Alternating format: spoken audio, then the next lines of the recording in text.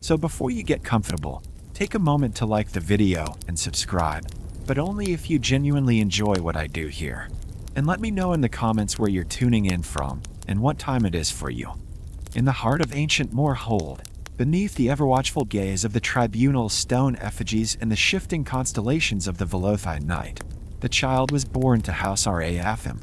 The city, wrapped in the velvet hush of pre-dawn, seemed to hold its breath as the first cries of Barenziah echoed softly through corridors lined with ancestral tapestries. The air was thick with the scent of night-blooming coda lilies, their pale petals glowing faintly in the moonlight that filtered through high, arched windows. In those quiet hours, the world felt suspended between waking and dream, a moment when fate itself might be rewritten by the will of gods or mortals. Barenziah's arrival was not marked by fanfare or prophecy, but those present would later whisper that the stars had shone with unusual clarity that night. The lady, brightest of all, cast her silvery light upon the newborn's brow, as if to anoint her for a destiny that would unfold across centuries.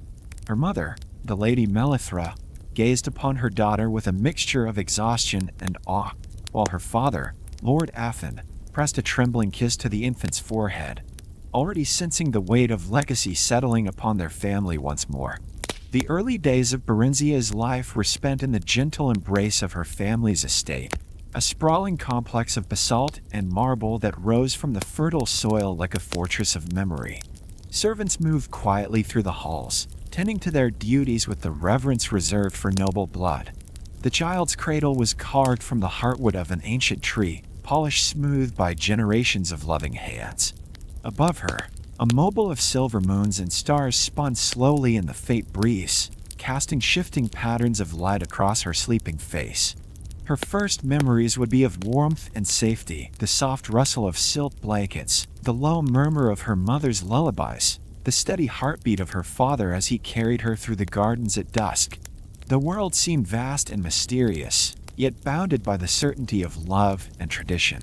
In the evenings, as the sun dipped below the jagged peaks of Red Mountain, Barenziah would be carried to the highest balcony, where she watched the city's lights flicker to life one by one, each a tiny beacon in the encroaching darkness. As she grew, so too did her curiosity. Even as a toddler, Barenziah displayed a keen intelligence that set her apart from other children of the court. Her eyes, deep crimson, flecked with gold, missed nothing. She watched the comings and goings of nobles and servants alike, her gaze lingering on the subtle gestures and whispered exchanges that made up the true language of power. The steward, a kindly old Dunmere named Vorion, would often find her perched atop a stack of books in the library, lost in the illustrations of ancient tomes far beyond her years. Yet for all her precocity, Barenziah remained a child, delighting in simple pleasures.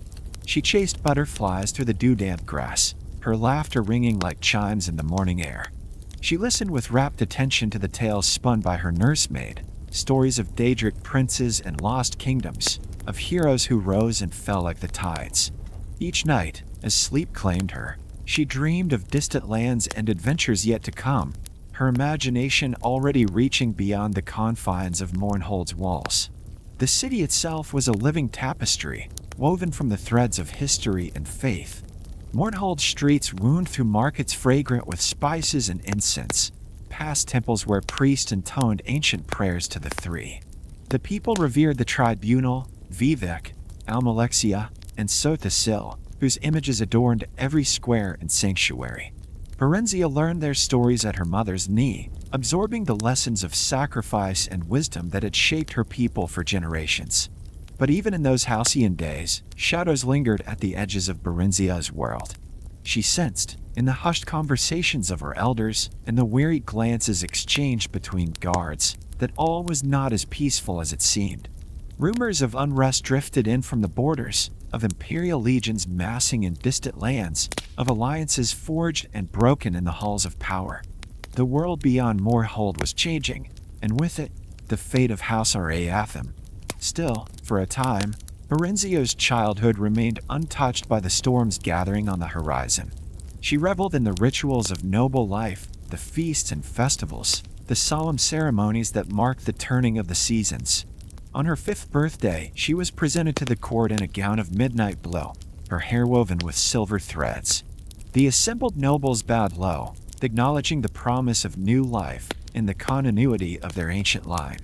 It was during these years that Barenziah first encountered the art of music, a passion that would remain with her throughout her life. Her tutor, a gentle Almare named Lyriel, introduced her to the lute and the harp, teaching her to coax melodies from strings and wood. The music became a refuge, a way to express the emotions she could not yet name. In the quiet hours before dawn, she would sit by the window, fingers dancing over the strings as she watched the city slumber below.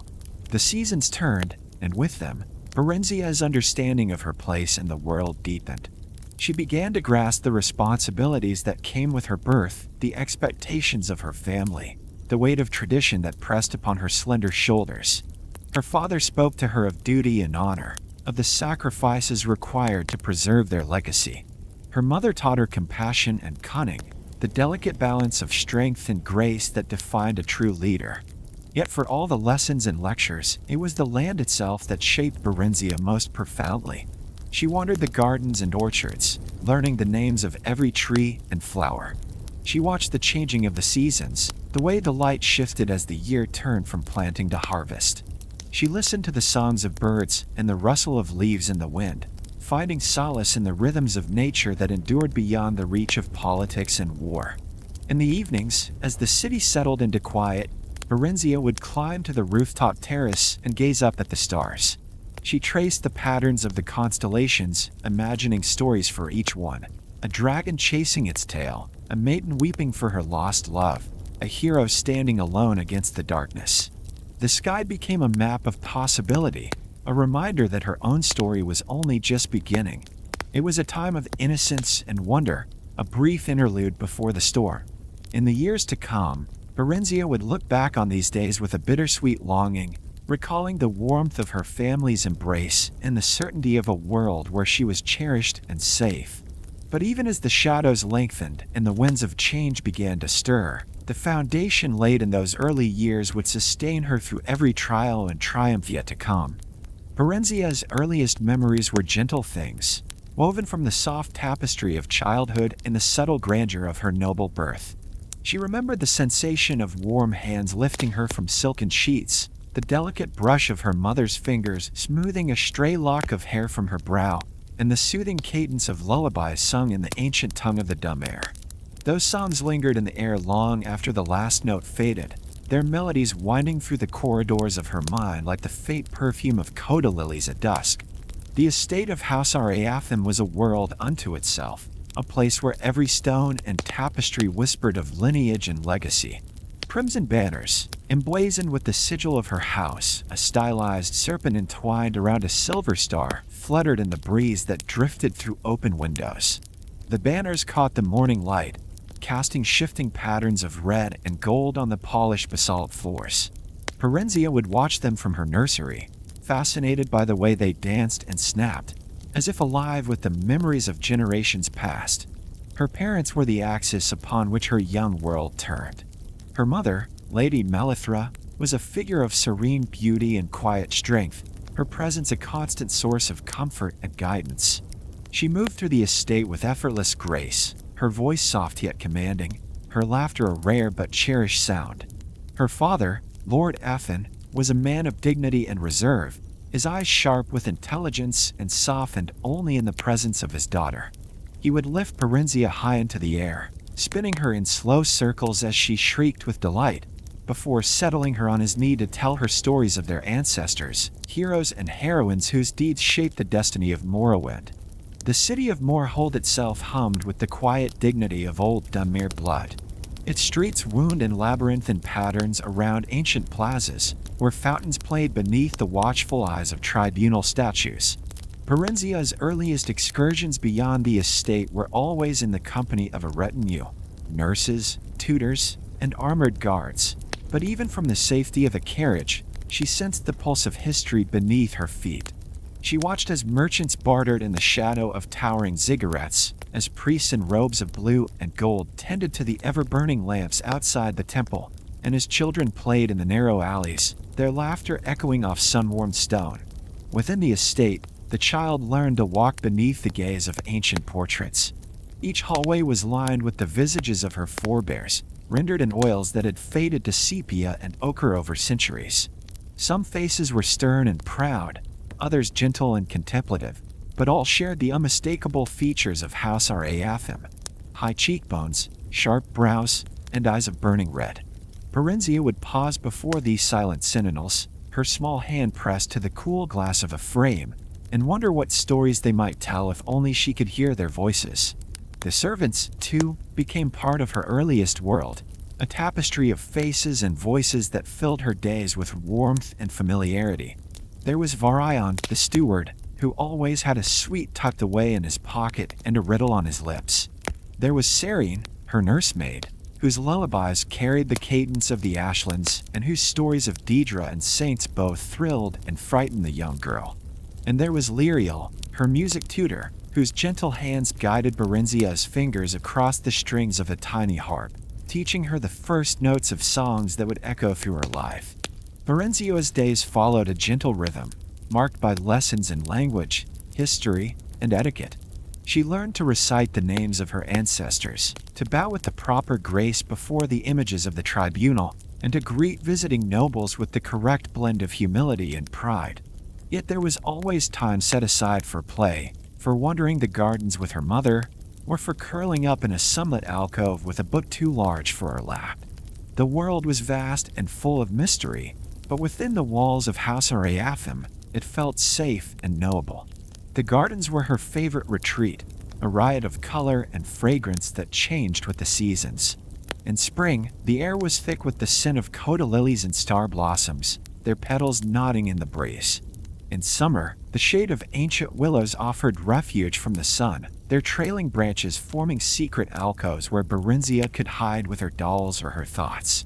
Autumn brought a riot of color as the leaves turned to gold and crimson, carpeting the ground in a tapestry worthy of any noble hall.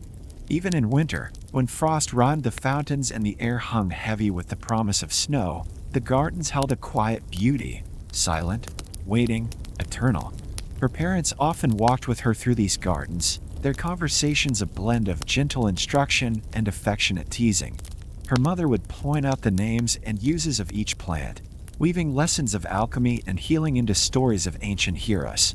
Her father would recount the history of their house, his voice low and measured as he spoke of battles won and alliances forged. Barenziah absorbed these lessons eagerly, her mind a sponge for the lore and legend that shaped her world. At night, the estate transformed. Lanterns flickered to life in the courtyards, casting pools of golden light on the flagstones. The air grew cool and still, the only sounds the distant calls of night birds and the soft murmur of servants preparing for the next day. Barenziah would be tucked into bed with a kiss on her brow and a whispered blessing, the heavy curtains drawn against the night. Yet even as sleep claimed her, she felt the presence of her family and her ancestors all around her, a silent, watchful host that guarded her dreams. In these early years, Barenziah learned the value of observation and patience. She watched the adults around her, noting the subtle shifts in tone and expression that signaled approval or disappointment. She learned to read the unspoken language of glances and gestures, to sense the undercurrents of emotion that flowed beneath the surface of every conversation. Even as a child, she understood that words were only part of the truth, and that much could be learned by listening to the silence between them. She also learned the importance of masks, of presenting the right face to the right audience. Her mother taught her to smile politely at visiting dignitaries, even when their words were sharp or their eyes cold. Her father showed her how to hide her fear or anger behind a veneer of calm, to never let her enemies see her weakness. These lessons, imparted gently and with love, would serve Barenziah well in the years to come, as she navigated the treacherous waters of court and kingdom. The estate was not without its sorrows. There were times when her parents' voices rose in anger behind closed doors, when the shadows in her father's eyes grew darker and more distant. There were funerals for distant relatives, their bodies laid to rest in the family crypt with solemn prayers, and the scent of incense thick in the air. There were nights when Barenziah woke from nightmares, her heart pounding, only to find her mother sitting at her bedside, her hand cool and steady on the child's brow. Yet even in sorrow, there was comfort. The bonds of family and tradition held strong, woven through every aspect of Barenziah's life. The rituals of mourning were as familiar as those of celebration, and the stories of ancestors lost were told with the same reverence as those of heroes triumphant. In this way, Barenziah learned that life was a tapestry of joy and grief, each thread essential to the whole. As she grew older, her world expanded.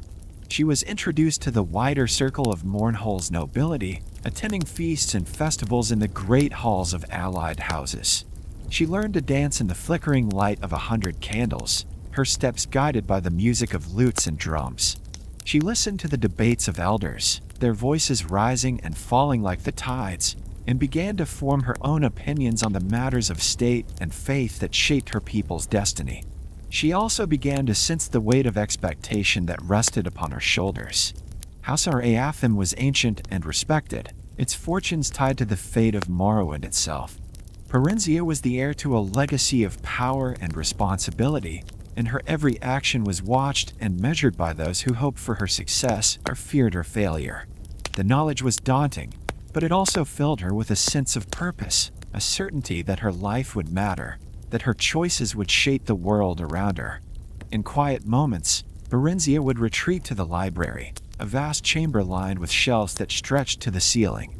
Here, she lost herself in the stories of Tamriel's past, tales of gods and mortals, of wars and miracles, of love and betrayal. She read of the tribunal and their rise to divinity, of the fall of the Dwemer and the mysteries of Red Mountain. She studied the histories of other lands, of Skyrim's frozen wastes, of Cyrodiil's golden fields, of the tangled jungles of Black Marsh. Each story was a window into a world beyond her own, a promise of adventure and discovery that called to her restless spirit. Through it all, Barenziah remained a child of Mournhold, a daughter of House Riften, cherished and protected, yet already marked by the quiet strength and keen intelligence that would one day make her a legend. Her earliest memories, gentle and golden, would linger long after the storms of fate swept her from the safety of her childhood home. They would become the foundation upon which she built her life, a wellspring of hope and resilience in the face of all that was to come. Peace is a fleeting thing in the shifting sands of Tamriel. For Barenziah, the gentle cadence of her early years was destined to be swept away by the inexorable march of history, a history shaped by ambition, conquest, and the iron will of emperors. In the twilight of her childhood, the world outside the walls of House Riften began to change in ways that even the wisest counselors could not fully predict. The distant thunder of Tiber Septim's legions, at first only a rumor carried on the wind, grew steadily louder until it became an ever-present drumbeat in the hearts of Mournhold's people. At first, the signs were subtle, a tightening of the city's defenses, a new gravity in her father's voice, the way her mother's gaze lingered on the horizon as if searching for omens in the shifting clouds. Barenziah, still young but keenly observant, sensed the tension that crept into every corner of her home. The servants moved with hurried purpose, their whispers filled with worry. The city's markets, once vibrant with laughter and the calls of merchants, grew quieter, the air tinged with unease. Even the ancient portraits in the hall seemed to watch with greater intensity, as if the ancestors themselves were bracing for what was to come. The stories of Tiber Septim's conquest arrived with the merchants and travelers who passed through Mournhold's gates. They spoke of cities falling without a fight, of kings and queens bending the knee to the dragonborn emperor, of legions clad in steel and banners bearing the sigil of the empire unfurling across the land. Barenziah listened to these tales with a mixture of fear and fascination, her imagination painting vivid pictures of distant battles and the relentless advance of imperial power. She wondered what it would mean for her family, for her people, for the world she had always known. As the days passed, the sense of impending change grew heavier. Her father spent long hours in council with his advisors, poring over maps and dispatches by candlelight. Her mother's songs grew softer, tinged with sorrow. Barenziah clung to the routines of her childhood, the lessons, the music, the comfort of her parents' embrace. But even these became shadowed by the knowledge that something was ending. The peace that had once seemed eternal now felt as fragile as a moth's wing. Then, one fateful night, the storm broke. The warning bells rang out across the city, their peals slicing through the darkness with a terrible urgency. Barenziah was roused from her bed by her nursemaid, Serene, whose face was drawn with fear. "Quickly, child," she whispered, wrapping Barenziah in a heavy cloak and pressing a small, carved amulet into her palm. "We must go. Now." The corridors of House Arathim were chaos, servants running, guards shouting orders, the air thick with the acrid scent of burning oil. Barenziah glimpsed her father, his face set and pale, giving final instructions to the captain of the guard. Her mother knelt before her, pressing a kiss to her brow and murmuring words that would echo in Barenziah's heart forever. "You are the heart of our house. Remember who you are." There was no time for tears or farewells. Loyal retainers swept Barenziah away, their hands firm but gentle as they guided her through hidden passages known only to the oldest members of the household. The city outside was a landscape transformed. Shadows flickered across the walls as fires took hold in distant quarters, the shouts of soldiers and the cries of the wounded mingling with the roar of flames. The crimson banners of House Arathim, once symbols of pride and heritage, were consumed by fire, their ashes carried on the wind. Barenziah, barely more than a child, was swept along by the tide of events, her world collapsing behind her in smoke and sorrow. She clung to Serene's hand, her heart pounding with fear and confusion. The familiar streets of Mournhold, once a place of safety and wonder, had become a maze of danger and despair. Each step away from her home felt like a step into the unknown, a severing of the ties that had bound her to her family, her heritage, her very sense of self. As dawn broke over the horizon, painting the sky in hues of gold and ash, Barenziah and her protectors slipped through the city's great gates. Behind them, Mournhold burned. The peace of her early years was gone, replaced by the harsh lessons of survival and the first taste of sorrow, a sorrow that would shape the woman she would one day become. The road ahead was uncertain, but Barenziah carried with her the memory of gentle hands and whispered lullabies, the strength of her lineage, and the hope that, even in exile, she might one day find her way home. Barenziah's journey northward was a passage through grief and uncertainty, a flight from the only home she had ever known into a world of cold and unfamiliar faces. The retainers who spirited her away did so with the urgency of those who understand what is at stake, their expressions grim as they navigated the secret paths out of Mournhold. The fires of conquest still glimmered on the southern horizon, casting a red glow that faded only as they pressed deeper into the wilds, leaving behind the warmth of her childhood and the certainty of her lineage. The road to Skyrim was long and perilous, winding through the craggy passes of the Velothai Mountains where the air grew thin and biting. Barenziah, bundled in heavy cloaks far too large for her small frame, watched the world transform around her. The lush gardens and basalt courtyards of Mournhold gave way to bleak, wind-scoured slopes and forests of pine that groaned under the weight of snow. Each morning, she awoke to a landscape painted in white and gray, the silence broken only by the crunch of boots and the distant call of a hawk circling overhead. Her companions spoke little, their voices hushed as if afraid to disturb the spirits of the mountains. They tended to Barenziah with a mixture of duty and tenderness, offering her what comfort they could, a warm meal by the fire, a gentle hand to steady her as she stumbled over icy stones. Yet even in their kindness, she sensed the fear that haunted them, the knowledge that they were fugitives in a land that was not their own. When at last they crossed into Skyrim, the world seemed to grow even colder. The sky stretched vast and pale above them, the sun a weak disk struggling to pierce the clouds. Villages huddled in the shadow of towering peaks, their inhabitants wary of strangers. Barenziah's party avoided the main roads, slipping through forests and along frozen streams until, at last, they reached the cold stone keep of Darkmoor. Darkmoor was a fortress of ancient design, its walls rising stark from the snowy plain like the bones of some long-dead giant. The keep's lord, a distant kinsman of her house, received Barenziah with the formal courtesy due her station, but there was little warmth in his greeting. To the Nords of Skyrim, she was a guest and a burden, a reminder of wars and alliances that had little meaning in the frozen north. Within those walls, Barenziah learned the art of silence. The great halls echoed with the voices of strangers speaking a language she barely understood. The food was strange, the customs stranger still. She was given a small chamber high in a drafty tower, its single window looking out over a landscape of snow and stone. At night, she lay awake listening to the wind howl through the cracks in the walls, clutching the amulet her mother had pressed into her hand on that last, terrible night. Her days were governed by routine, lessons in the Nord Tom, meals taken in silence, brief walks in the courtyard under the watchful eyes of her guardians. She watched the other children at play, their laughter ringing out across the snow, but she did not join them.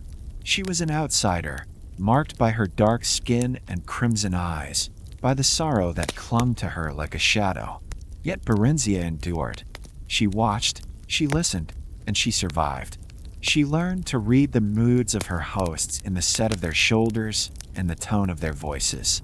She learned which servants could be trusted to bring her news from the outside world, and which would sooner see her gone. She learned to hide her tears, to keep her thoughts to herself, to move quietly through the keep like a ghost. At night, she would sit by her window and gaze up at the stars, their pale light reflecting in her eyes. She traced the constellations her mother had taught her, whispering their names like a prayer. The sky in Skyrim was different from that of Mournhold, colder, more distant, yet still familiar in its vastness. In those moments, Barenziah found a measure of comfort, a reminder that the world was larger than her sorrow, that somewhere beyond the mountains, her home still existed, even if only in memory. Slowly, her heart grew resilient in exile. She began to find beauty in the stark landscape, the way the snow sparkled in the morning light, the strength of the pines bending beneath the weight of winter, the quiet dignity of the Nords who endured hardship without complaint. She learned to appreciate the small kindnesses, a cup of hot broth, a smile from a passing servant, a story told by the old steward on a long, dark evening. In the cold stone keep of Darkmoor, Barenziah was no longer a princess surrounded by luxury and love. She was a survivor, shaped by loss and tempered by solitude. Yet even in exile, the flame of her spirit burned quietly, a promise that one day she would reclaim her place in the world. For now, she watched, she listened, and she learned, her eyes reflecting the pale light of distant stars, her heart growing stronger with every passing day. The years drifted by in the cold stone keep of Darkmoor, each season marking the slow transformation of Barenziah from a frightened child into a young woman of quiet strength. Time in Skyrim moved differently than in Mournhold. It was measured not by festivals or the laughter of kin, but by the steady rhythm of snow falling against window panes, the distant howl of wolves in the night, and the muted murmurs of a household that regarded her as both guest and stranger.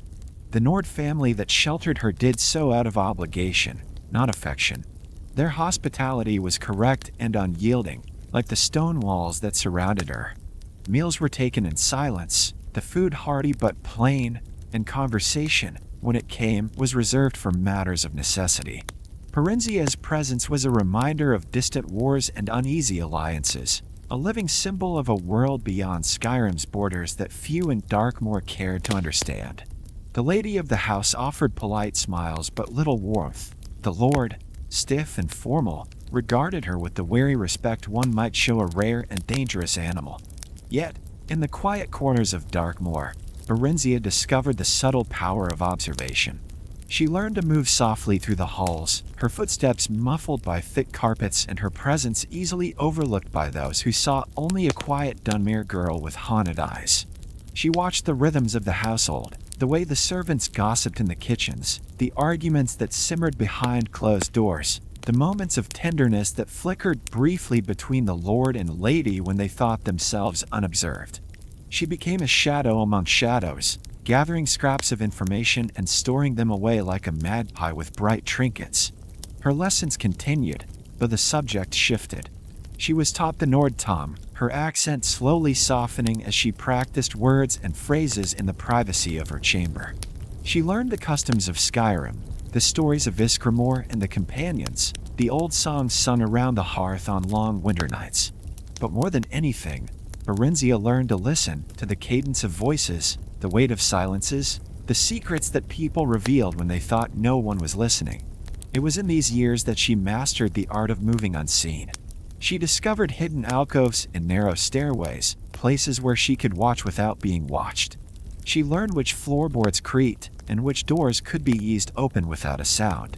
In the library, she listened as the steward and the housecarl discussed matters of coin and loyalty. In the kitchens, she heard the cook mutter about shortages and the rising price of salt. She pieced together the tapestry of Darkmoor's life, understanding its fears, its ambitions, and its grudges. But observation was only part of her education. Barenziah also learned to hide her true self behind a mask of obedience. She became adept at presenting the face that others wished to see, a quiet, well-mannered girl who caused no trouble and asked for nothing. She curtsied when spoken to, answered questions with careful politeness, and kept her eyes lowered in the presence of her hosts. Inside, however, she nurtured a private world of memory and longing, a place where the gardens of Mournhold still bloomed and her mother's voice still sang her to sleep. Occasionally, a visiting noble or a traveling bard would bring news from the south, and Barenziah would listen with rapt attention, searching for any mention of her homeland. Most often, the news was grim, tales of imperial expansion, of shifting alliances, of old houses brought low by war. Each story was a thread that tied her to the world she had lost, a reminder that she was both part of Tamriel's great tapestry and forever set apart from it. Despite the loneliness, Barenziah's spirit did not wither. In the solitude of her chamber, she practiced the skills that would one day serve her well: reading, writing, the careful study of faces and motives. She wrote letters in secret, though she had no one to send them to, pouring her thoughts onto the page as a way to keep her mind sharp and her heart steady. She observed the changing seasons from her window, noting the first buds of spring, the golden blaze of autumn, the slow, relentless return of winter's chill. As she grew older, the servants began to treat her with a cautious respect, recognizing the intelligence that gleamed in her eyes. Some came to her with their troubles, seeking advice or comfort. Others avoided her, uneasy with her silence in the sense that she saw more than she let on. The lord and lady, too, seemed to sense the change in her, their formality tempered by a grudging admiration for the way she bore her exile with dignity. Barenziah's beauty, too, began to blossom, a beauty marked not by the softness of youth, but by the quiet confidence of one who has survived sorrow and learned from it. Her hair, black as midnight, fell in waves down her back. Her eyes, deep and red as garnets, sparkled with intelligence and a hint of mischief. She moved with the grace of a dancer, her every gesture measured and deliberate. Yet for all her poise, Barenziah remained a stranger in Darkmoor. The bonds of affection that tied the Nord family together did not extend to her. She was always, in some sense, an outsider looking in.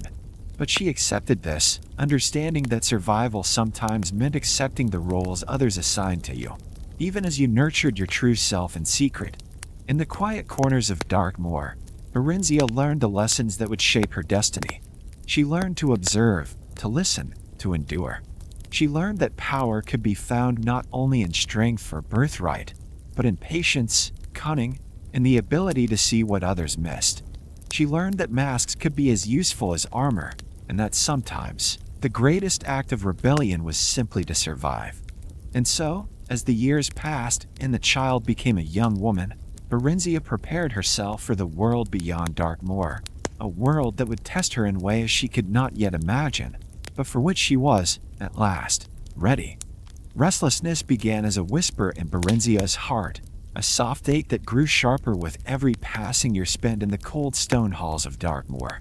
She had learned to survive among strangers, to move quietly through the world as an observer, her true self hidden behind a mask of obedience.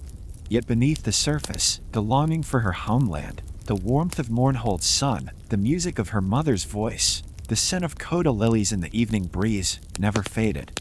It grew, season by season, until it became a force she could no longer ignore. The keep's routines offered little comfort. Each day bled into the next, marked by the same muted conversations and the same careful silences. Barenziah's foster family remained distant, their kindness measured and impersonal. She found solace only in the quiet moments, watching the snow fall from her narrow window, tracing the constellations her mother had once named for her, listening to the wind as it howled across the frozen moors. In these moments, she remembered who she was, not merely a ward, but a daughter of House Raften, heir to a legacy that could not be erased by exile. As the winters deepened, so too did her resolve. She began to plan, quietly and methodically, gathering what little she could without drawing attention. A tattered cloak, patched and worn thin at the elbows. A loaf of bread, secreted away from the kitchen. And, most precious of all, a slender dagger, its hilt wrapped in leather, its blade sharp enough to cut through more than just flesh. It was not much, but it was enough for one who had learned to rely on wit and will. On a morning when the world was wrapped in silence, Barenziah made her escape. The dawn was frostbitten, the snow fresh and unbroken, muffling the sound of her footsteps as she slipped from the keep. The air stung her cheeks and filled her lungs with icy fire, but she pressed on, guided by the pale light of a sky just beginning to blush with the promise of sunrise. Behind her, Darkmoor's towers faded into the mist, their cold gray stones swallowed by the endless white. She moved quickly, her senses sharpened by fear and hope. Every shadow was a threat, every distant sound a warning. Yet she felt more alive than she had in years, her heart pounding with the exhilaration of freedom. She followed the river, its frozen surface gleaming in the half-light, trusting it to lead her away from the world she had outgrown.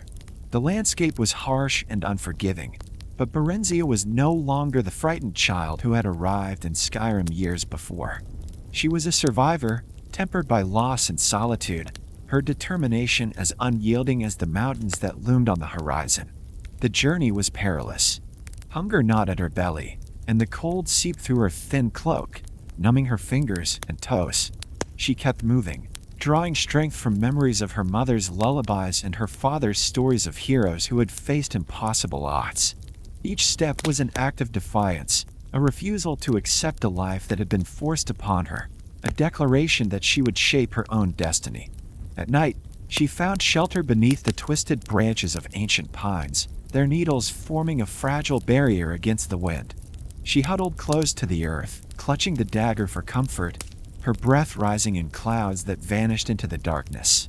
She dreamed of Mournhold, not as it was, but as she remembered it, a place of light and laughter, where her name was spoken with pride and love. These dreams sustained her, giving her the courage to greet each new dawn with hope rather than despair. Days blurred into nights, and nights into days. Barenziah lost track of time, her world reduced to the rhythm of her footsteps and the steady beat of her heart. She encountered few travelers, and those she did meet she avoided, slipping into the shadows until the danger had passed. She trusted no one, relying only on herself and the hard-won lessons of exile. Her journey was not without moments of beauty.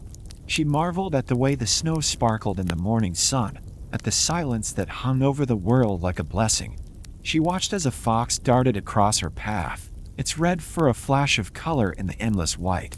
She listened to the distant call of an owl, its voice echoing through the trees. In these moments, she felt a kinship with the wild things, creatures who survive not through strength, but through cunning and resilience. Through hardship and hunger, cold and loneliness, Barenziah pressed on. The longing for her homeland was a fire that would not be quenched, driving her forward even when her body begged for rest. She did not know what awaited her beyond the borders of Skyrim, whether she would find allies or enemies, kindness or cruelty. But she knew that she could not remain in Darkmoor, could not spend her life as a shadow in someone else's story. She carried nothing but a stolen dagger, a tattered cloak, and the unyielding determination of a survivor. Yet within her burned the memory of who she was and the hope of who she might become. With each step, she reclaimed a piece of herself, forging a path through the snow and silence toward a future that was hers alone to shape.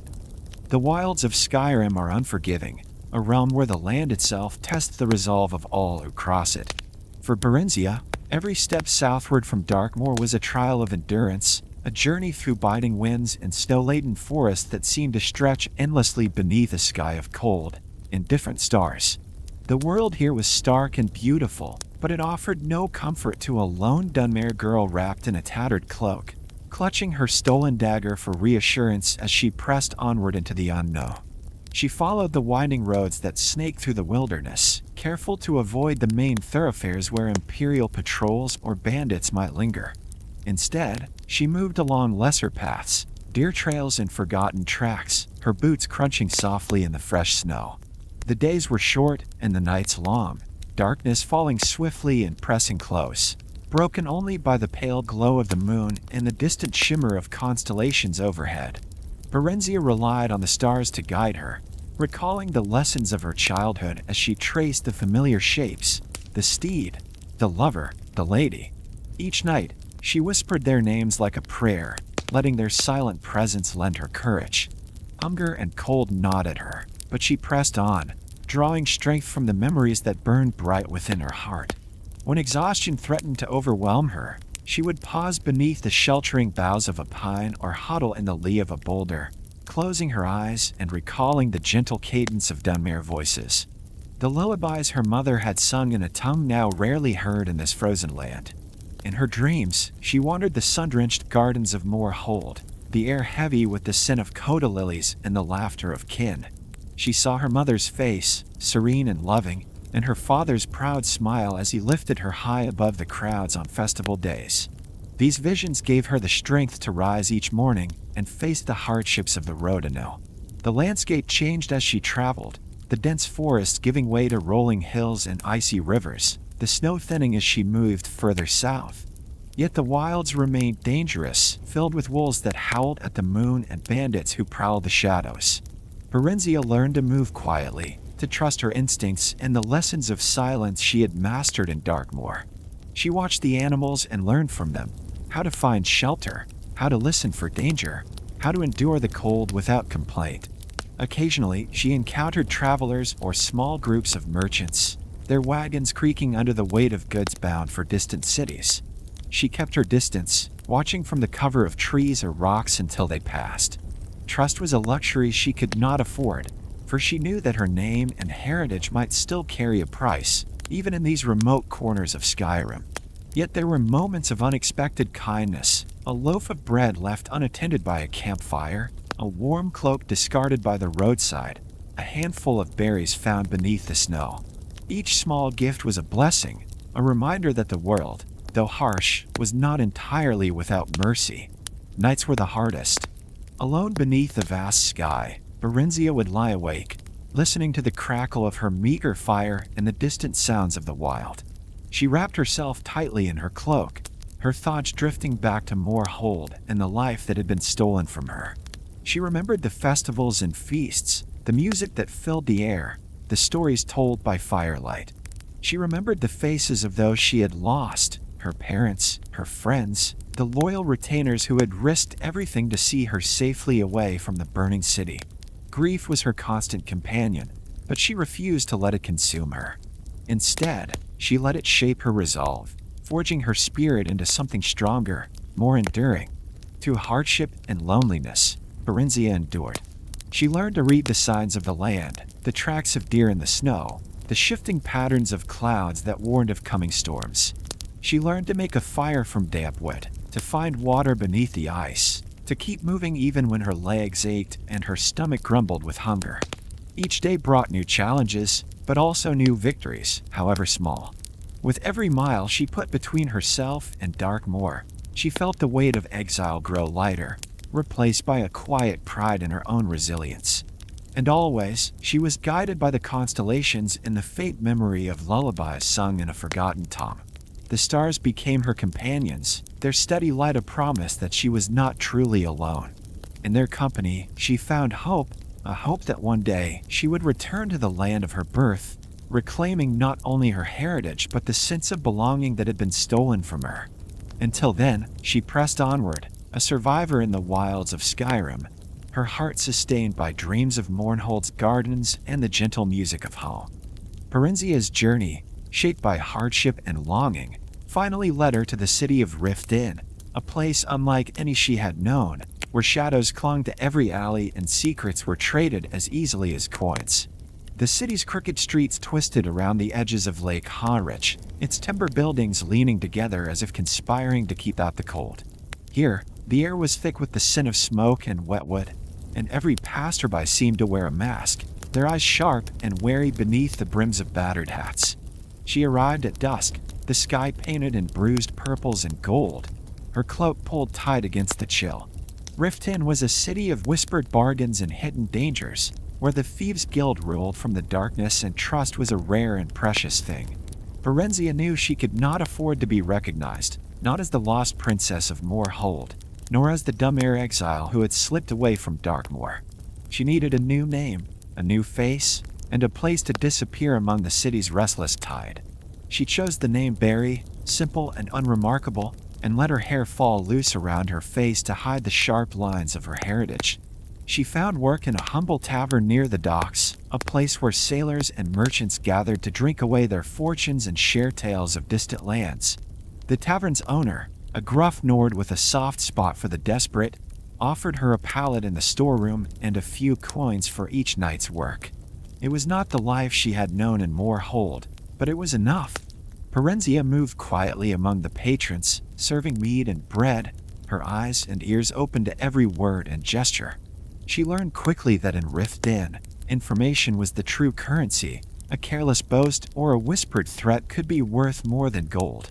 She listened as thieves plotted their next heist, as merchants argued over debts, as guards grumbled about bribes and missing shipments. She gathered these secrets as carefully as she had once gathered flowers in her mother's garden, storing them away for the day they might be needed. The city itself was a living, breathing thing, its heart beating in time with the clatter of boots on cobblestones, the creak of boats on the lake, the laughter and curses that spilled from every doorway. Barenziah learned to navigate its labyrinthine alleys, to slip through the crowds unnoticed, to vanish into the fog when danger drew near. She watched the Thieves' Guild at work, their signs and signals passing unseen among the uninitiated, and she marveled at the subtle power they wielded from the shadows. Yet amid the city's chaos, Barenziah found a strange sense of belonging. Here, everyone wore a mask. Everyone had something to hide. She was no longer the lonely exile of Darkmoor, nor the lost child of Mournhold, but a young woman forging her own path in a world that cared little for titles or bloodlines. Each night, as she lay on her pallet and listened to the city's restless song, she felt a flicker of hope, a sense that, even in the darkest places, it was possible to begin again. And so, in Riften, Barenziah blended into the tapestry of thieves and merchants, her past hidden behind a new name and a careful smile. She served mead, gathered secrets, and waited for the day when her true story would begin anew. In the labyrinthine streets of Riften, where every shadow seemed to conceal a secret and every whispered bargain carried a price, Barenziah's life took a turn that would shape her destiny. She had become Barry to the world, a humble tavern girl with quick hands and a quiet gaze. But beneath the surface, she remained ever watchful, her mind as sharp as the dagger she kept hidden beneath her apron. It was in this city of masks and hidden motives that she first encountered Nightingale, a man whose reputation drifted through the tavern like a rumor, equal parts charm and danger. He appeared one evening as the fog rolled in from Lake Harrich, slipping through the tavern door with the easy confidence of someone who belonged everywhere and nowhere all at once. His eyes, dark and clever, seemed to miss nothing. His smile was a fleeting thing, quick as the glint of a coin in a thief's palm. He ordered mead and paid in gold, but it was the way he watched the room, measuring, calculating, that caught Barenziah's attention. She recognized in him a kindred spirit, someone who moved through the world unseen, who listened more than he spoke, who understood the value of silence. Their first conversation was brief, little more than an exchange of pleasantries and a shared glance that lingered just a moment too long. Yet in that moment, something passed between them, a spark of recognition, the silent acknowledgement of loneliness and ambition. Nightingale returned the next night, and the night after, always choosing a seat near the hearth where the shadows danced and the noise of the tavern faded into a gentle murmur. He asked questions, but never the wrong ones, and offered stories in return. Tales of distant cities, daring heists, and treasures hidden beneath the noses of the unsuspecting. Drawn together by the quiet ache of exile and the hunger for something more, Barenziah and Nightingale became partners in both crime and affection. He taught her the subtle arts of Riften's underworld, how to read a mark by the set of their shoulders, how to slip a purse from a belt without so much as a whisper, how to vanish into the crowd when danger drew near. Under his tutelage, Barenziah's skill sharpened. Her fingers grew deft, her eyes keener, her instincts honed to a razor's edge. But it was not only in thievery that Nightingale proved a master. He understood the delicate dance of deception and trust, the way a single word or gesture could tip the scales between friend and foe. He showed Barenziah how to wear a mask, to reveal only what she wished others to see, to guard her secrets as jealously as any treasure.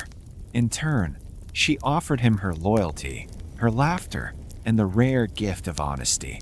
Together, they navigated the shifting alliances and silent wars of Riften's criminal world, their partnership a thing of whispered plans and midnight rendezvous. Yet even as they grew closer, Barenziah never forgot who she was, nor the dreams that had carried her across the wilds of Skyrim. Nightingale became her confidant, her teacher, her lover, but he was also a reminder that trust, like gold, was precious and easily lost. In the shadows of Riften, Barenziah learned to balance affection with caution, to savor the warmth of companionship while never letting go of the steel at her core. Through Nightingale, Barenziah discovered her own power, not the power of birthright or title, but the power that comes from surviving, adapting, and choosing one's own path. The City of Shadows became her proving ground, and the lessons she learned there would serve her long after the echoes of Riften faded into memory. Together, Barenziah and Nightingale left behind the winding alleys and secretive shadows of Riften, setting their sights on the heart of the Empire. Their journey southward was a passage through changing lands and shifting fortunes, the wilds of Skyrim giving way to the rolling hills and fertile valleys of Cyrodiil. For Barenziah, every mile brought a strange mingling of anticipation and unease. She had lived so long in exile and obscurity that the prospect of entering the Imperial City, the very center of Tamrielic power, felt both exhilarating and perilous.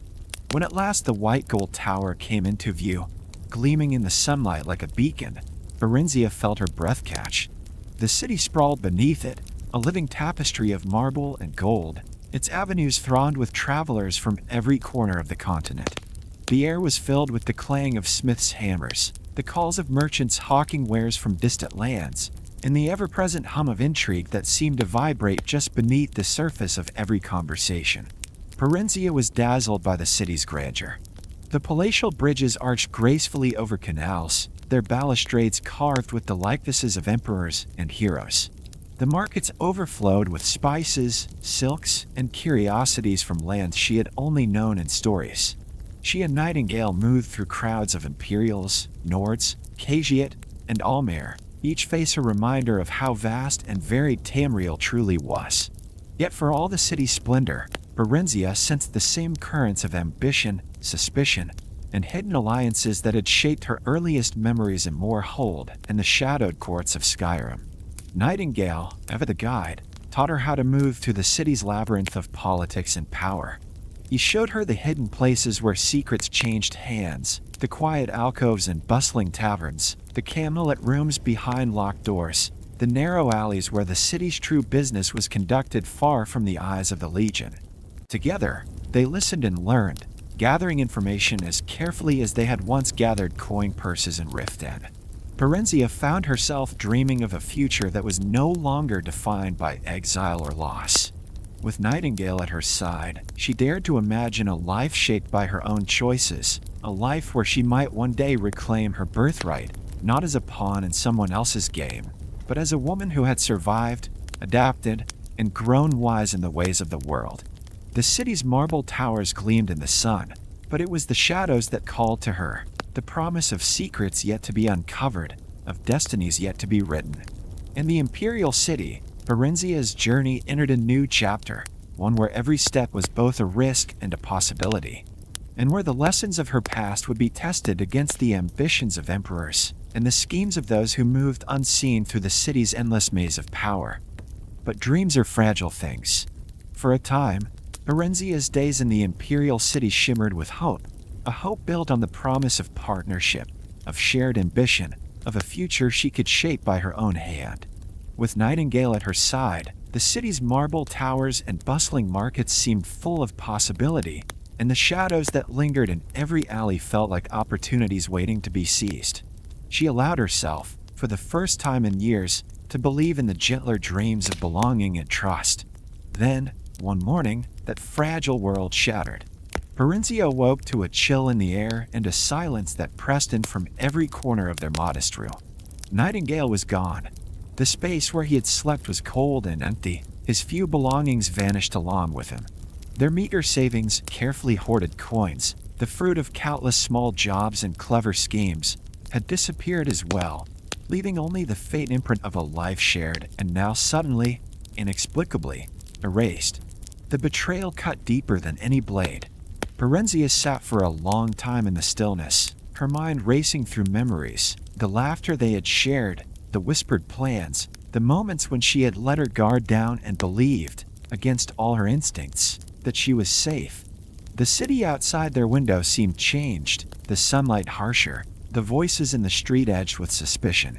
She felt exposed and alone, a stranger once more in a city that had never truly been hers. Yet even in heartbreak, Barenziah refused to be defeated. The lessons of exile and survival, learned in the cold halls of Darkmoor and the wilds of Skyrim, had forged her spirit into something unbreakable. She let herself grieve, let the tears fall, let the ache settle in her chest, but she did not let it consume her. Instead, she set her jaw and rose, gathering what little remained and steeling herself for the days ahead. The Imperial City was colder now, its grandeur a mask for the dangers that lurked beneath. But Barenziah moved through its streets with new caution and resolve.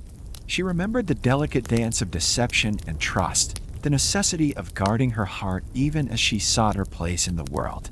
Nightingale's absence was a wound, but it was also a lesson that dreams could be stolen, but hope could be rebuilt.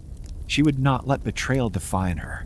She would endure, as she always had, and in time, she would find a way to turn even this sorrow into strength. Barenziah reinvents herself once more, drawing upon the hard-earned lessons of survival and adaptation that had carried her through exile, heartbreak, and betrayal. With Nightingale's absence still a fresh ache in her chest, she surveys the Imperial City anew, its marble towers and bustling plazas now tinged with the cold edge of caution. She knows she must vanish into the city's vast machinery, become invisible yet indispensable, and so she sets her sights on the one place where all power converges, the Imperial Palace. Securing a position as a servant is not without its challenges. The palace is a fortress of protocol and suspicion, its gates watched by vigilant guards, and its halls patrolled by stewards who trust no one.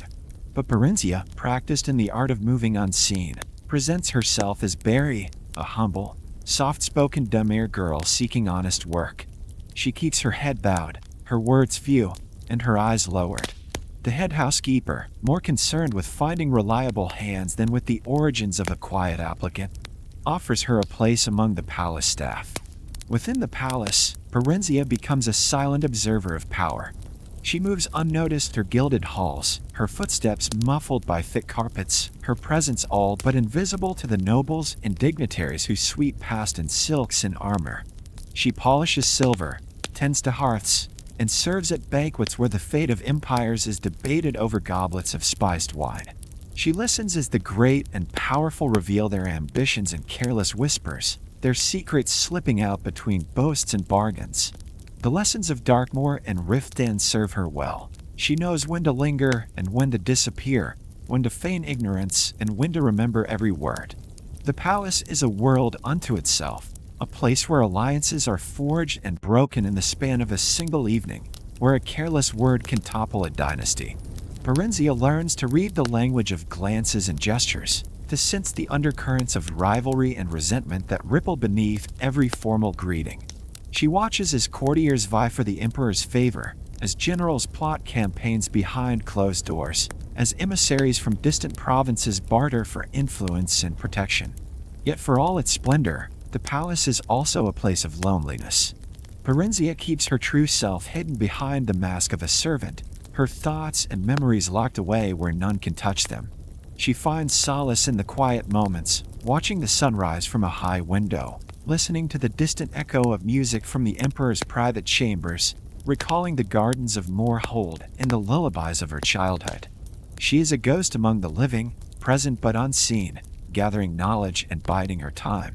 It is in these halls that Barenziah begins to understand the true nature of power, not as something bestowed by birth or title, but as something earned through patience, observation, and the quiet accumulation of secrets. She becomes a living shadow, her presence woven into the fabric of the palace itself, her fate once again entwined with the destiny of Tamriel. And though she is far from home, far from the life she once knew, Barenziah refuses to surrender to despair. In the heart of the Empire, she waits and watches, knowing that every secret she gathers brings her one step closer to reclaiming her own story. Her grace and intelligence do not go unnoticed. In the gilded halls of the Imperial Palace, where the ambitions of nobles and the schemes of courtiers swirl like autumn leaves in a restless wind, Barenziah moves with a quiet dignity that sets her apart from the other servants. She is unassuming in her duties, pouring wine, arranging flowers, carrying messages from one chamber to the next, but there is a poise in her movements, a subtle confidence in the way she listens and observes, that draws the attention of those attuned to the undercurrents of power. It is not long before whispers of the Dunmere girl with the careful eyes reach the highest echelons of the palace. Some dismiss her as a curiosity, a shadow flitting through the background of grand affairs, but others sense the depth behind her silence. She becomes a favored choice for delicate tasks, trusted to serve at private dinners and confidential meetings, her presence so unobtrusive that the powerful forget she is even there. In these moments, Barenziah learns more than she ever could have as a noble. She witnesses the true machinery of empire, the bargains struck in low voices, the threats veiled in laughter, the moments of vulnerability that slip through when masks are set aside. Among those who notice her is Emperor Tiber Septim himself, the Dragonborn Emperor, whose conquests have reshaped the very map of Tamriel, is a man accustomed to command and surrounded by sycophants. Yet, when Barenziah serves at his table, he is struck by the quiet dignity with which she moves, the intelligence that flickers in her crimson eyes. He observes her as she works, how she anticipates needs before they are spoken, how she never lingers longer than necessary, how she seems to absorb the very essence of each room she enters. One evening, after a particularly tense council meeting, Tiber Septim calls for her. The summons is discreet, delivered by a palace steward who bows low and avoids her gaze.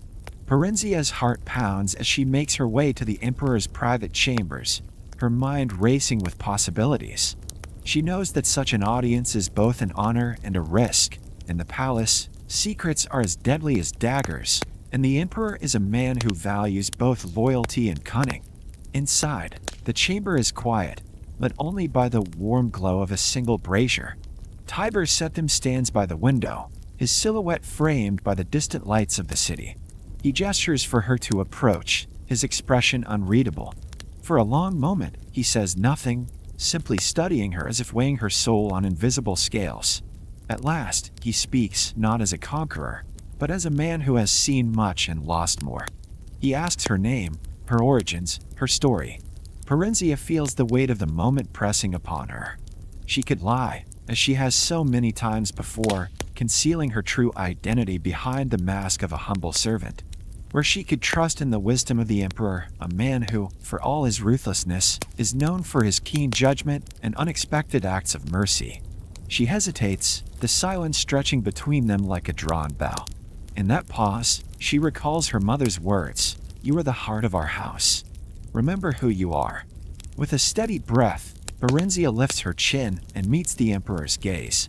She chooses honesty, revealing her lineage and the long road that brought her from the burning streets of Mournhold to the heart of the Empire. She speaks not with pride or petition, but with the quiet strength of one who has endured much and learned more. Tiber Septim listens in silence, his eyes never leaving hers. When she finishes, there is a long, heavy pause. Then, to her astonishment, the Emperor nods, a gesture of respect, not command. He thanks her for her candor and assures her that her secret is safe with him. In that moment, Barenziah realizes that she has crossed a threshold.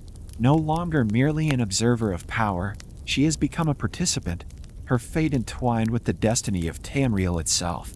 The choice she makes in that chamber will shape the rest of her life, setting her on a path that will test her courage, her wisdom, and her heart. In the Emperor's quiet acknowledgement, Barenziah finds not only safety, but the first glimmer of hope that she might one day reclaim her place in the world, not as a pawn, but as a queen in her own right. She chooses honesty, her voice steady but soft as she reveals her lineage and the long road that has brought her to the heart of the Empire. Barenziah does not embellish her tale with grand flourishes, nor does she beg for pity. Instead, she speaks with the quiet dignity of one who has endured much and learned to bear sorrow with grace. She tells the Emperor of her birth in Mournhold, of the crimson banners and the ancient halls of House Raften, of the night when war and fire swept her childhood away. She speaks of exile in the cold stone keep of Darkmoor, of years spent as a shadow among strangers, of the hunger for home that never faded. She confesses her longing, not merely for a throne or a title, but for the sense of belonging that was stolen from her, for the right to reclaim her place in the world as herself. Tiber Septim listens in silence, his expression unreadable but his eyes keen with understanding. He is a conqueror, a man who has bent nations to his will, yet in this moment he is moved not by displays of power, but by the courage and vulnerability of the Dunmere woman before him. He sees not a servant, nor a pawn to be played, but a survivor whose story echoes the struggles of his own rise, a soul shaped by loss, resilience, and the refusal to surrender. After a long pause, the Emperor speaks. His words are measured, but there is a warmth in them that surprises Barenziah. He commends her for her honesty and her strength, acknowledging the pain she has carried and the wisdom she has gained.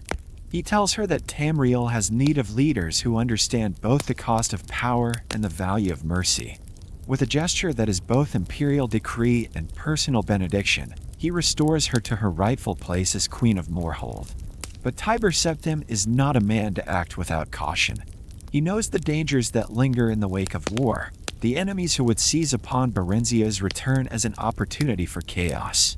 To ensure her safety and the stability of Morrowind, he places her under the watchful protection of General Symmachus, a seasoned commander who once spared her life in the aftermath of conquest, and who has since proven his loyalty to both the Empire and the people of Morrowind. The arrangements are made with the swift efficiency of imperial authority. Barenziah is given new garments befitting her station, her name restored to the roles of nobility, her passage home secured by an escort of loyal soldiers. The day she leaves the Imperial City dawns bright and clear, the white gold tower gleaming in the morning sun as if to mark the beginning of a new chapter. As she rides out through the gates, flanked by the banners of the Empire in the steadfast presence of Symmachus, Barenziah feels a strange mixture of fear and hope. The road ahead is uncertain, fraught with the memories of loss and the weight of expectation, but for the first time in years, she moves toward home not as an exile, but as a queen returning to her people. The journey is solemn, yet filled with moments of quiet reflection. Symmachus, once a distant figure of authority, becomes a companion and confidant, his counsel steady and his loyalty unquestionable. He shares stories of Morrowind's resilience, of the people who have endured hardship and change, of the hope that still flickers in the hearts of those who remember the days before conquest. Barenziah listens, her own memories mingling with his, and she begins to imagine what it might mean to rule not as a symbol of the past, but as a bridge to the future. As they cross the borders of Morrowind, the landscape shifts, the air grows warmer, the light softer, the scent of ash and flowers mingling in the breeze. The people who greet her do so with a mixture of awe and uncertainty, their eyes searching her face for signs of the child they once knew, the queen they have long awaited. Barenziah meets their gaze with humility and resolve, determined to earn their trust not through proclamations, but through action and compassion. In the days that follow, she walks the halls of Mournhold once more, her footsteps echoing in chambers both familiar and changed. She sees the scars left by war, the broken stones, the faded banners, the empty places where loved ones once stood. But she also sees the resilience of her people, the quiet determination to rebuild and renew. With Symmachus at her side, Barenziah begins the slow work of restoration, weaving together the threads of tradition and progress, memory and hope. The Emperor's gift is not merely the restoration of a title, but the chance to reclaim herself, to become, at last, the queen she was always meant to be. And as the sun sets over the spires of Mournhold, painting the city in hues of gold and crimson, Barenziah stands at her window and breathes in the air of home, her heart full of gratitude, resolve, and the unshakable belief that, whatever trials may come, she will endure. Back in Mournhold, Barenziah's return is marked not by the triumphant fanfare of a queen restored, but by the quiet, wary eyes of a city scarred by war and forever changed by the shadow of imperial conquest. The streets she once wandered as a child are at once familiar and strange, buildings rebuilt atop old foundations, banners faded and patched, the faces of her people etched with the memory of loss and the uncertainty of what the future will hold. The city's heart beats slower now, its people cautious, their pride tempered by years of hardship and the ever-present reminder of imperial banners fluttering on the breeze. Barenziah walks through the palace halls, her footsteps echoing in chambers that bear the marks of both destruction and resilience. The great tapestries of House Arathim hang beside new imperial standards, a visual testament to the uneasy peace that has settled over Mournhold.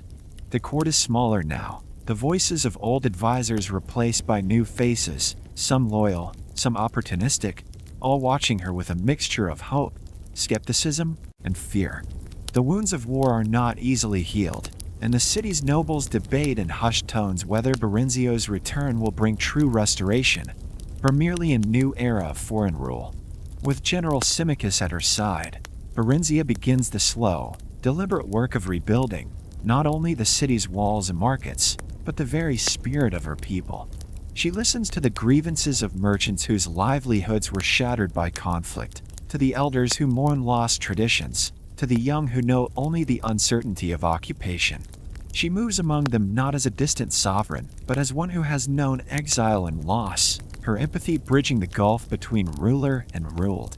In council, she insists on honoring the old customs, restoring the rituals that mark the passing of seasons, the festivals that once brought joy to Mournhold's squares, while also embracing the reforms necessary to ensure her city's survival in a world forever altered by imperial power.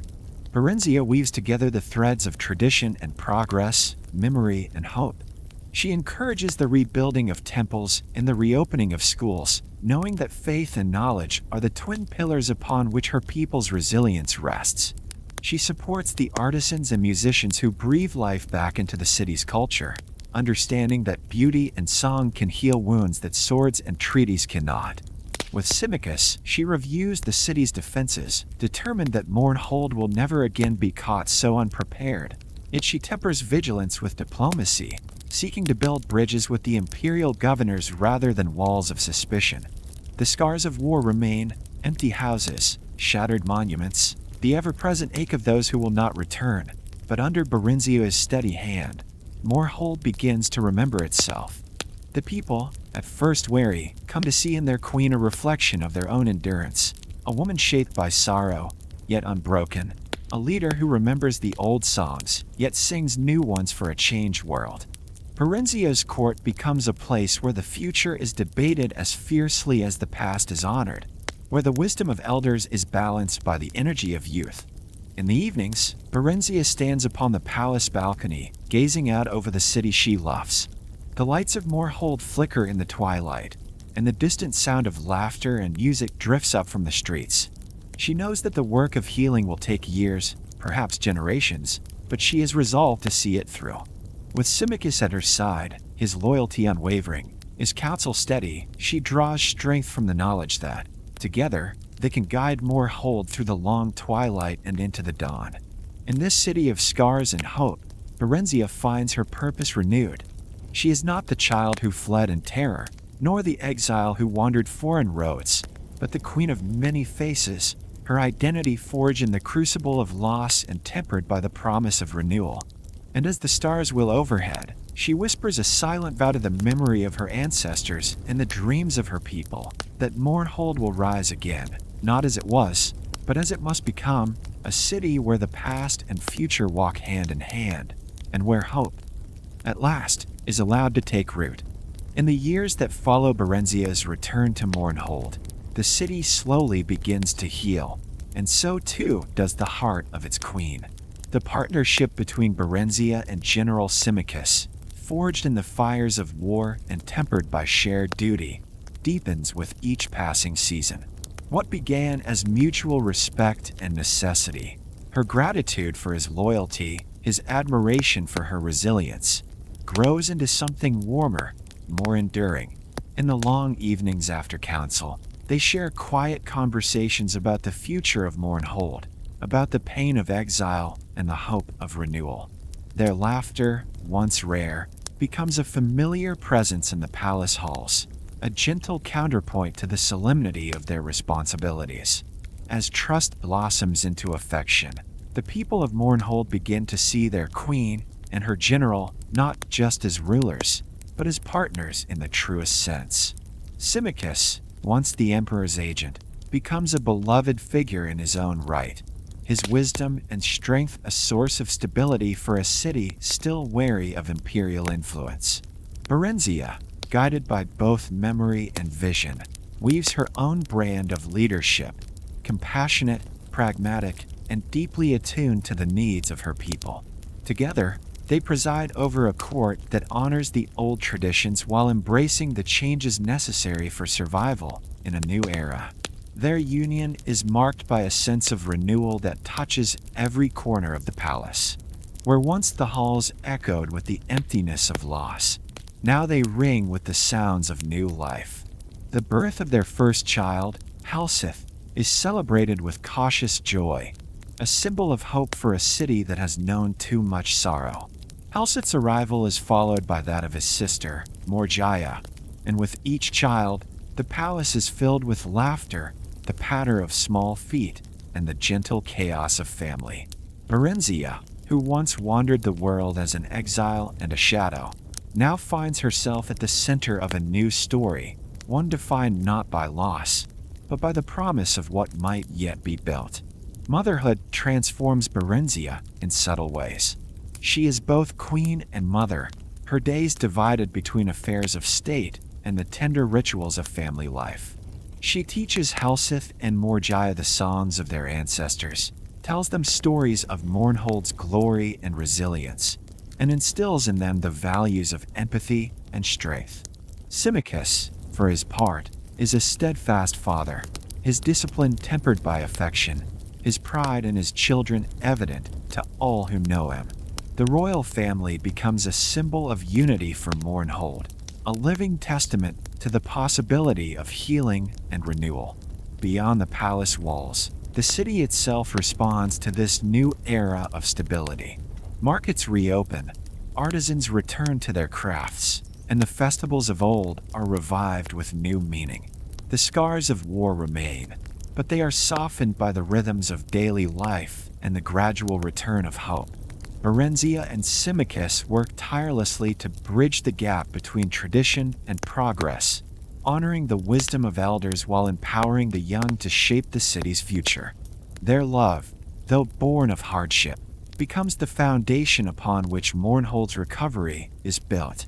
It is a love marked by patience and understanding, by the shared knowledge of what it means to lose and to endure. In the quiet moments, when the day's work is done and the children are asleep, Barenziah and Symmachus find solace in each other's company. a reminder that even in a world shaped by conflict and change, there is still room for joy. And so, the palace is filled with new laughter and light, the legacy of Barenziah and Symmachus written not only in the annals of history, but in the lives of their children and the hearts of their people.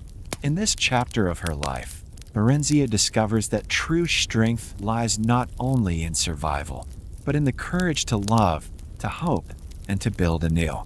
Years of peace follow Barenziah's restoration, and for a time, it seems as though Mournhold might finally heal.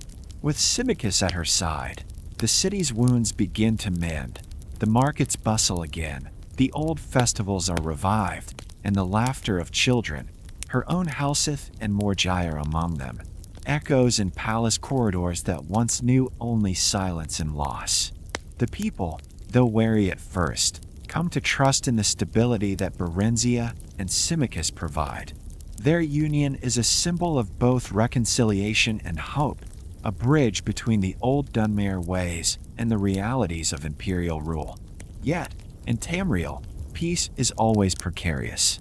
Shadows linger at the edges of prosperity, and Barenziah feels them gathering long before they strike. Rumors of unrest ripple through the provinces, whispers of rebellion, discontent among the nobility, old grudges refusing to die even as the city rebuilds. The scars of conquest remain, and there are those who see Barenziah's throne as both a prize and a provocation. She and Symmachus work tirelessly to keep the city's fragile peace, but the weight of their responsibilities grows heavier with each passing year. Then, in the midst of this uneasy calm, disaster strikes. During a period of mounting unrest, whether sparked by political intrigue, the machinations of rival houses, or the ever-present threat of imperial intervention, Symmachus vanishes. His disappearance is sudden and shrouded in mystery. Some whisper of betrayal, others of assassination, and still others of a secret mission from which he never returns. For Barenziah, the loss is both personal and political. The man who had been her partner, her counselor, her anchor in the storm, is gone, and with him goes the last sense of security she had managed to reclaim. The city reels. Without Symmachus, the delicate balance Barenziah had maintained begins to falter. Factions within Mournhold seize the opportunity to advance their own ambitions, and the ever-watchful eyes of the Empire turn once again toward Morrowind. Fearing for her children and her own safety, Barenziah is forced to make a painful decision. She must leave the city she has fought so hard to rebuild. With Halseth and Morrowind in tow, she seeks refuge in the distant court of Wayrest, far to the west in the green hills of High Rock. Wayrest is a world apart from Mournhold. Its people speak in lilting Breton tones, its customs shaped by centuries of trade and diplomacy, its court a glittering maze of alliances and rivalries. Barenziah finds herself once more an outsider, forced to adapt to a foreign land and a new set of rules. The ache of loss is ever present. She mourns not only Symmachus, but the city and life she has left behind. Yet she does not allow herself to be consumed by grief. She draws upon the resilience that has carried her through exile and heartbreak before, determined to protect her children and secure their future. In Wayrest, duty demands another sacrifice. For the sake of political stability and her children's safety, Barenziah enters into a new marriage with King Edward, a union of convenience rather than passion. She learns to navigate the Breton court, balancing the demands of diplomacy with the ache of her own heart. The palace is filled with music and laughter, but beneath the surface, Barenziah feels the ever-present tension of a woman living between worlds, never fully at home, always balancing the expectations of others with the needs of her family. Despite the pain of loss and the challenges of adaptation, Barenziah endures. She becomes a symbol of perseverance in Wayrest, her wisdom and experience earning her the respect of those who once saw her only as a foreign queen. Through careful negotiation and quiet strength, She ensures that Helseth and Morgiah are raised in safety, their Dunmer heritage honored even in this distant land. The lessons of exile serve her well. She listens, observes, and learns, always ready to adapt to whatever fate demands. And though the ache of Symmachus's absence never truly fades, Barenziah finds a measure of peace in the knowledge that she has survived once more. That, even in the face of loss and uncertainty, she remains unbroken, her spirit as enduring as the city she once called home. Her wisdom and subtlety, honed through years of exile, heartbreak, and leadership, gradually earn her respect. She becomes a trusted advisor to King Edwire, her second husband, and a confidant to those who seek guidance in the labyrinthine world of High Rock politics. Her children, Helseth and Morgiah, thrive under her watchful eye, learning both the traditions of their Dunmer heritage and the customs of their new homeland. Yet beneath the surface of Wayrest's glittering court, Barenziah senses a deeper unease, a tension that cannot be explained by local squabbles alone.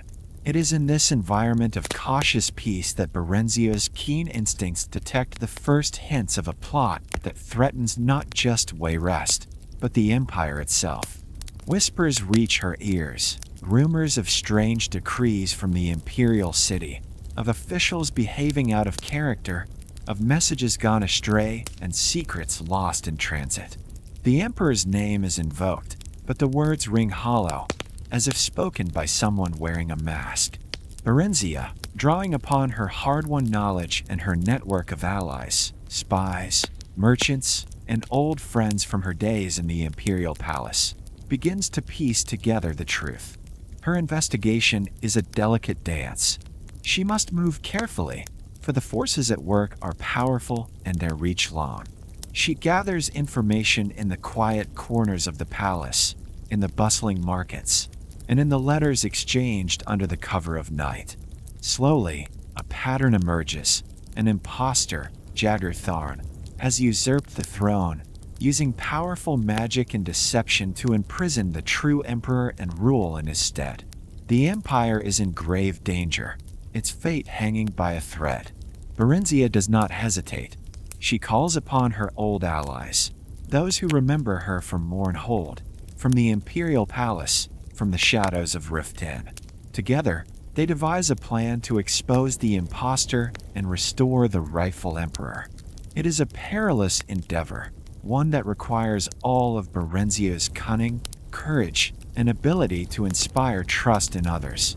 She sends coded messages to distant provinces, arranges secret meetings in the dead of night, and risks her own safety to gather the evidence needed to unmask Jagartharn. Her efforts are not in vain. The plot is uncovered, the impostor revealed, and the true emperor restored to his throne. The empire, though shaken, is saved from the brink of disaster.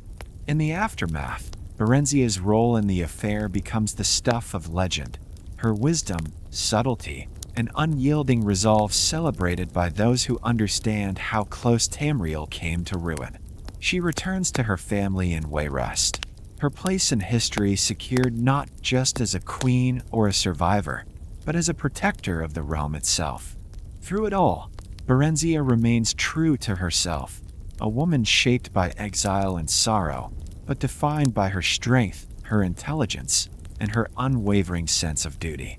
In the quiet moments after the storm, she reflects on the journey that has brought her from the burning streets of Mournhold to the heart of imperial intrigue, and knows that, whatever challenges lie ahead, she will face them as she always has, with wisdom, patience, and the quiet courage of a queen who has seen the world's darkest shadows and chosen, again and again, to endure. With her children grown and her second husband gone, Barenziah's life enters its final, most contemplative chapter, a return to the ancestral soil of Morrowind, but not to the city of her childhood. Instead, she chooses Almalexia, the sacred city named for the living goddess, where the past and future of the Dunmer people seem to converge in the shadow of ancient temples and bustling markets. Her arrival is quiet but momentous, The years have only deepened her legend, and word of her return spread swiftly across the land. Nobles and commoners alike watch with curiosity and reverence as Barenziah, once an exile and survivor, now moves with the measured grace of a matriarch whose wisdom has been forged in the fires of loss, love, and political upheaval. In Almalexia, Barenziah establishes a new court, not one of rigid hierarchy and ostentatious displays, but a gathering place for minds eager to shape the future of Morrowind.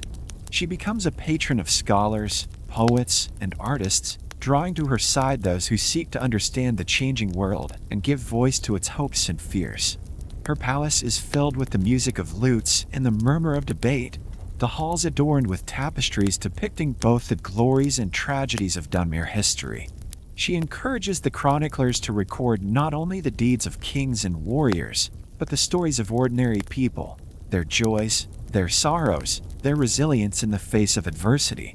Barenziah's wisdom is sought by rulers and priests, by merchants and mages. She counsels patience in times of unrest and boldness when opportunity arises. Her experience with imperial courts and foreign lands gives her a rare perspective, allowing her to bridge the gap between tradition and progress. She supports reforms that strengthen Morrowind's autonomy while respecting the realities of imperial oversight, ever mindful of the delicate balance that keeps her homeland safe from both internal strife and external domination. Her legend grows with each passing year. The young come to her court to learn, the old to reminisce, and the ambitious to seek her favor. She is remembered not only as a queen and a survivor, but as a living symbol of the Dunmer spirit, unyielding, adaptable, and fiercely proud. Under her patronage, Almalexia flourishes as a center of culture and learning, its influence felt far beyond the city's walls. Yet Barenziah is not untouched by time. She feels the weight of her years, the ache of old wounds, and the bittersweet joy of watching her grandchildren play in gardens she once crossed as a fugitive. She writes her memoirs, hoping that the lessons of her life, of exile and return, of loyalty and betrayal, of the power found in both silence and speech, will guide those who come after her. She walks the streets of Almalexia in the cool of the evening, her presence a comfort and an inspiration to those who recognize her. In the twilight of her days, Barenziah is at last at peace, not because her life has been free of suffering, but because she has found meaning in every trial. She has guided her people through times of change, and in doing so, has become more than a queen. She is a legend, a teacher, and a witness to the enduring strength of Morrowind's heart. In the twilight of her life, Barenziah feels the weight of years settle gently upon her shoulders. The city of Almalexia, once alive with her laughter and the vibrant energy of her court, grows quieter as she gradually withdraws from public view. Her hair, streaked with silver, is now a familiar sight only to her closest attendants and family. The burdens of rule, which she once shouldered with fierce determination, are entrusted to her son Helseth, a man shaped by her wisdom, her caution, and her indomitable will. Barenziah's withdrawal is not abrupt, but a graceful fading from the stage of history. She spends her days in the palace gardens, walking among Dakota lilies and ash yams, or sitting in the sun-dappled shade with her grandchildren. She writes her memoirs, recording not only the triumphs and tragedies of her own life, but the lessons learned from exile, loss, and the ever-shifting tides of power. Courtiers and scholars still seek her counsel, but she answers now with parables and questions, guiding others to find their own wisdom rather than imposing her own. Her legend grows even as she recedes. The Queen of Many Faces, as she is known across Tamriel, becomes a living symbol, a tale told in the markets, in the halls of learning, and around the hearts of common folk. She is remembered as the child queen who lost her home, the exile who survived the wilds, the servant who moved unseen through the imperial palace, the ruler who rebuilt a broken city, and the matriarch who fostered art and knowledge in her later years. Barenziah's life is a tapestry woven from sorrow and triumph, exile and homecoming, love and betrayal. She has worn many masks, but never lost herself. Her story is a reminder to her people, and to all who hear her name, that survival is itself an art, requiring not just strength but adaptability, patience, and the courage to change. She teaches that true power is not found in thrones or armies, but in the ability to endure, to learn, and to remain true to oneself amid the storms of history. As the seasons turn and the world changes yet again, Barenziah's legacy endures. Helseth rules with a keen mind and steady hand, guided by the memory and example of his mother. The scholars and artists she nurtured continue to shape the culture of Morrowind, their works echoing her influence. And in the hearts of her people, the Queen of Many Faces remains a living legend, a beacon of hope, resilience, and the quiet, unyielding strength that defines the very soul of Morrowind. And so, in her twilight, Barenziah finds peace, not in the absence of struggle, but in the knowledge that she has lived fully, loved deeply, and left behind a world forever changed by her presence.